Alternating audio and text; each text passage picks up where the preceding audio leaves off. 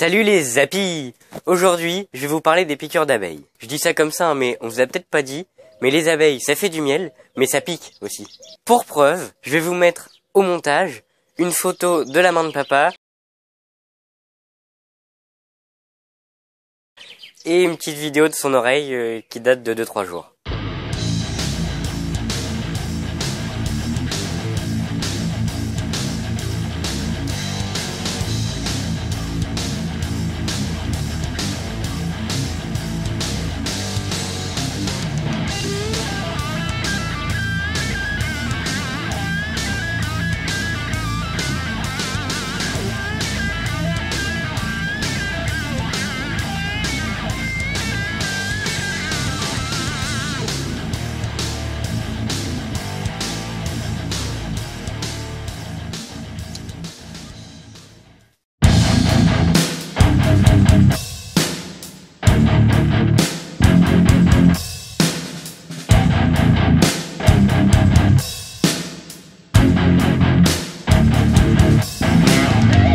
La première chose avant de faire de l'apiculture, c'est de savoir si vous êtes réellement allergique. Pour le savoir, vous avez deux possibilités. Soit vous avez déjà été piqué et vous savez si vous allez gonfler ou pas, mais ça peut être différent en fonction de certaines piqûres. Soit vous pouvez aussi aller voir un allergologue qui va faire des tests sur vous et vous dire ensuite si vous êtes allergique ou pas. Cette vidéo s'adresse essentiellement aux personnes non allergiques qui ne risquent pas de faire de choc anaphylactique, mais personne n'est tout de même à l'abri. Il y a quelques jours, papa s'est fait piquer. Du coup, on a dû aller à l'hôpital, oui. Tu fais quoi, là? Bah, rien, je fais des tests. On a dit qu'on allait bientôt faire une vidéo. Je teste si au niveau du texte, du son, ça va bien marcher. Tu fais pas une vidéo sans moi, quand même? Ah non, non, tu te doutes. T'es sûr? Ah oui, bah oui. Ah bon, tu me ferais pas un coup comme ça? Ah non, bah non, je sais parce pas. que déjà que c'est toi le patron des ruches, je vais pas en plus me retrouver exclu des vidéos. Ah non, bah non. Ah bon, j'ai cru. Et donc, on va parler de quoi aujourd'hui? Bah, des piqûres d'abeilles. Ah, c'est marrant, ça. Tu te fous de moi, quoi. Non, bah... T'es en train de te moquer de mon oreille. Non, mais on avait dit qu'on ferait une vidéo dessus, donc je commençais un peu à préparer la vidéo, voir ce qu'on allait faire, tout ça, quoi. Ah, ok. Bon, bah, je vais écrire le texte et puis je reviens à ce moment-là. Ok, ça marche.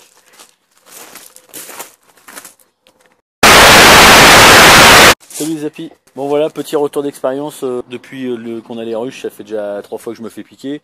Une fois en bricolant à côté, donc là il n'y a pas photo. Une fois à travers le manchette du gant, parce que j'avais mis mon gant par-dessus ma combinaison. Donc l'abeille est venue se mettre entre la manchette du gant et la combinaison et elle a piqué. Donc là celle-là elle est pour moi.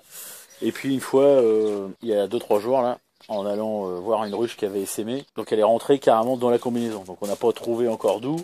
On a plusieurs pistes, c'est pas la première fois qu'il y avait une abeille qui rentrait. En tout cas, je me suis fait piquer dans le conduit auditif et ça a été problématique. Alors on va profiter de cette vidéo pour vous expliquer un petit peu comment ça s'est passé. Quels pourraient être les axes d'amélioration de la prise en charge de la piqûre. Ouais. La toute première chose déjà, c'est qu'on était dos au rucher, c'est ce qui est quand même pas plus mal. Ça permet de pouvoir se faire soigner si on a un petit souci. Ensuite, on sait qu'une abeille ne pique qu'une fois, donc une fois qu'elle vous a piqué, c'est pas la peine de paniquer, vous savez qu'il n'y aura pas de dégâts supplémentaires. Vous êtes dans le milieu, vous êtes avec toutes les abeilles autour de vous, ce qu'il faut penser c'est de ne pas paniquer. Vous avez une abeille qui est rentrée dans votre combi, bah au pire, vous allez vous faire piquer une fois. C'est sûr que si vous avez 15 abeilles qui sont rentrées en même temps dans votre cagoule, la donne n'est pas la même. Là en l'occurrence, il n'y en avait qu'une. Donc je l'ai vue rentrer, elle s'est posée sur le côté droit, puis elle a commencé à aller dans mon oreille et très rapidement elle a piqué. Ensuite, une fois qu'elle avait piqué, je l'ai senti faire plusieurs va-et-vient à l'intérieur de mon conduit auditif, assez profondément. Bon bah là de toute façon c'est pas la peine de paniquer, comme je vous disais tout à l'heure, elle a déjà piqué, maintenant c'est foutu. Hein. Je me suis donc extrait du rucher en prévenant Ethan, et puis je suis revenu vers Sandrine pour qu'elle puisse me prendre en charge, notamment m'enlever le dard. Bien que le temps que j'arrive à la maison, la poche à venin avait eu le temps de se vider. Enlever le dard et puis regarder aussi les dégâts et faire un petit check pour voir si ça allait. Donc sur le coup ça allait, en plus ma ruche était restée ouverte, il fallait absolument que j'aille la refermer, donc j'y suis retourné, j'ai fini la visite, Ethan a fini la visite de ses ruches, on est revenu à la maison. Là très rapidement j'ai senti que mon oreille chauffait énormément, et puis j'ai commencé à avoir quelques difficultés respiratoires, donc j'étais obligé de forcer pour respirer, ça a commencé à siffler, un peu comme un asthmatique, donc là on s'est dit que c'était un peu embêtant. J'ai pris un antihistaminique, donc c'est un médicament fait pour les allergiques, et puis j'ai pris de l'homéopathie aussi, puis après avoir mon manger. Ouais, j'ai préféré aller à l'hôpital pour faire un petit bilan pour être sûr qu'on n'ait pas de soucis dans la nuit. On s'est retrouvé assez rapidement dans la courbe de décroissance, donc ça a arrêté de gonfler. Je commençais à respirer plus facilement. Mon ORL était à nouveau libre, alors que je vous l'ai pas dit tout à l'heure, mais quelques minutes après la piqûre, j'ai commencé à avoir les sinus qui se remplissaient au fur et à mesure, un peu comme une grosse crève. Enfin voilà. Pour expliquer un petit peu tout ça, le lendemain je suis allé chez mon pharmacien en lui demandant à nouveau de la pisse Medifica et voilà les conseils qu'il m'a donné. Donc la première des choses, c'est déjà d'avoir une trousse de secours à proximité. Ensuite les conseils du pharmacien, c'est d'avoir sur soi 2 petits tubes de granulés, donc je vous les prendrai en photo plus près. Donc la pisse Medifica 15CH, donc ce petit tube équivaut à 10 granulés des gros tubes. Et puis le russe toxicodendron en 15CH. Ça, c'est à prendre immédiatement après la piqûre. Alors, vous extrayez du rucher, là où, une fois que vous êtes sûr d'être tranquille et qu'aucune abeille va pouvoir venir vous piquer, vous ouvrez votre cagoule et là, vous avalez tout de suite les 2 tubes. Si en plus vous avez un antihistaminique, c'est très bien de le prendre tout de suite.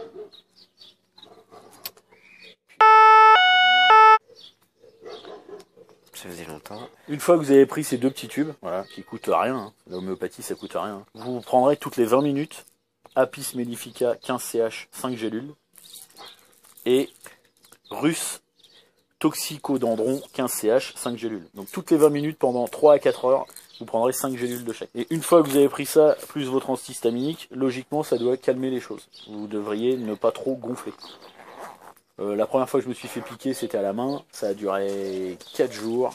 C'était intense. Ça a gonflé énormément. Ça faisait super mal. Et là, je me suis fait piquer donc dans le conduit auditif. Et en moins de 2 jours, là, en 1 journée et demie, je suis revenu à quelque chose d'acceptable. Voilà, mon oreille de chou, c'est quand même vachement mieux. Là, c'est l'autre.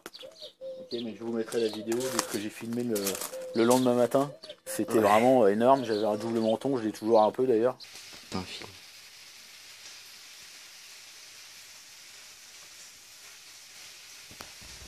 Pas très agréable, mais au moins je trouve que ça dure moins longtemps et c'est moins intense. Donc c'est peut-être pas la solution miracle. La solution miracle, à mon avis, c'est d'avoir une combinaison intégrale plutôt que d'avoir une vareuse. Qui est, pour info, Ethan, ça fait 4-5 mois qu'on a les ruches. Oui, et c'est encore jamais fait piquer, quoi. Par rapport à moi avec la vareuse, alors on pense qu'elle est peut-être rentrée par en dessous. On avait trouvé un défaut à la veste. Donc à l'arrière de la veste ici, à cet endroit-là, là où les 2 fermetures se retrouvent, vous avez un trou. Et j'ai déjà des abeilles qui sont rentrées par ce trou, c'est sûr, sur le rucher de mon beau-père. Donc on le bouche avec du scotch, mais enfin c'est pas une solution. Ça serait bien que les gars qui fabriquent les combines y réfléchissent un petit peu à ce qu'ils font, quoi. Voilà, peut-être qu'il y a des gens que ça dérange pas de se faire piquer un petit peu.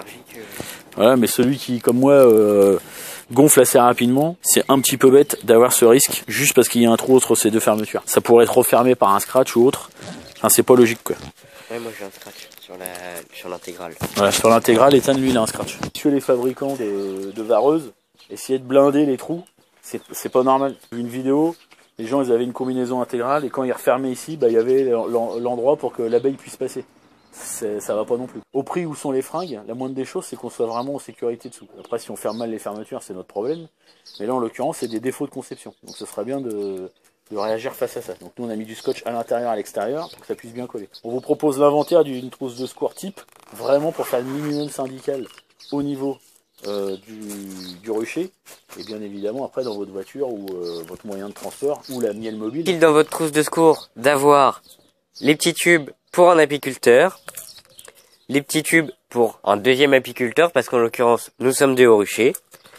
Ensuite, les grands tubes, vous pouvez en avoir un pour 2 et c'est pas un problème, vous pouvez le partager. Le deuxième, du désinfectant, du sparadrap, des compresses, des pansements et des petits ciseaux. On vous conseille également d'avoir une bouteille d'eau à proximité, parce que sous les combines, il fait quand même très très chaud et faudrait pas oublier de s'hydrater. Vous comprendrez donc, bien évidemment, que nous allons rester avec nos combinaisons et nos gants et qu'on n'utilisera pas de gants en latex. On aura moins de sensations à toucher les abeilles, des choses comme ça, mais on préfère ne pas se faire piquer. Si vous êtes intéressé par le sujet, n'hésitez pas à vous renseigner dans les dernières revues d'apiculture qui parlent en ce moment des piqûres et du venin. On a fait une petite vidéo exprès, mais pour quand même traiter du sujet. Faites en votre âme et conscience, chacun fait son apiculture comme il le souhaite. En tout cas, au niveau de la protection, chacun fait comme il veut. J'envoie en t-shirt débardeur avec juste une cagoule autour de la tête. Bah, si ça leur convient, tant mieux pour eux, ils ont énormément de chance.